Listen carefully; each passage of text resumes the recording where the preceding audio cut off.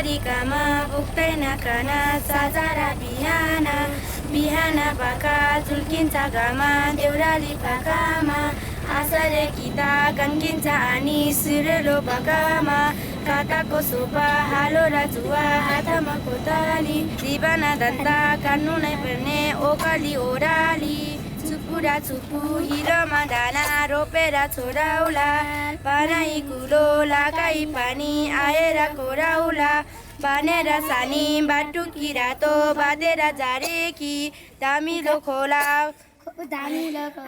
बारीले होरा कसरी तारेकी. So, on April 25th, when the earthquake happened, it became clear to me that the high elevation regions were at risk of being sidelined in the reconstruction process. There's a couple reasons for that. One, historically that's been the case. A cursory glance at history shows that it doesn't take a lot to see. Two, building here is possibly the most challenging place to build in the world. Logistics are a nightmare. The average village here is 3 to 7 days walk to the nearest road. That's one thing. So all material comes in on the back of a donkey, a yak, if you're above 3,000 meters, or a person. That's one. Two, the only material here to build with in quantity is stone, which from a seismic perspective is a terrible building material.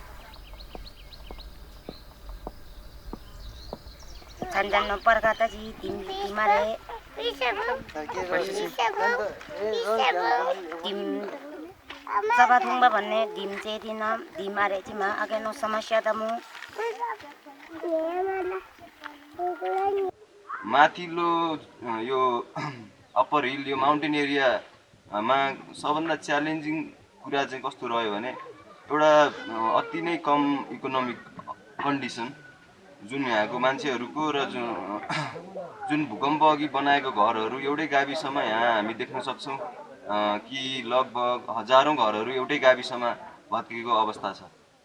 यहाँ चाहिँ कस्तो रह्यो भने मान्छेहरुलाई अब ढुङ्गाको घर बनाउने कि नबनाउने त्यसमा बुझाउन सकिएको छैन अझै पनि। त्यो चाहिँ एकदम मान्छेहरु ढुङ्गाको घर बनाउनको लागि अझै त्रसित छन्।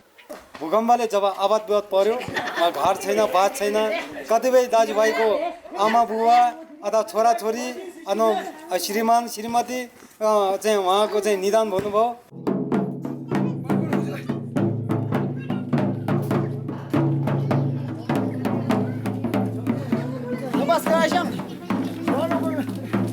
The situation here in Nepal is devastating, especially when you get into the rural communities. Over to my left is a huge slide area where the entire community was devastated and buried. Fortunately, the people are very resilient. They're able to rebuild on their own. They're able to reestablish their lives. And that's going to be a huge factor here for their resilience. This process is going to take maybe 5 to 10 years, and it's going to be a long process. It's going to be challenging for the rural communities because not all of these communities have access.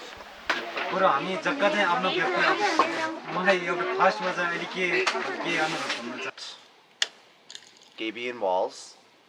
You've seen them on the side of highways. They are used for residences periodically. One-story Gabion houses have been built in several scenarios and locations. However, no one's done a two-story Gabion house. And that's what we aim to do. This is very new design territory. Nobody's done this. So our goal here is to take what's available, which is stone, and lots of it, there is no shortage, confine it with galvanized wire that will last 30 to 50 years depending on how we source it or treat it, and create a solid structure that is 2 stories. Especially if these walls get too tall or if they get too long. Otherwise they collapse outward. And so that little change of having the rafters run parallel to the building versus up the slope is a huge contributing factor for low seismic resilience. We can't book helicopters to bring this in. our goal is to bring in spools of wire on the backs of mules and have them woven in the field, which has two benefits. One, it costs a lot less. Two, it provides work for women who do the weaving in these areas.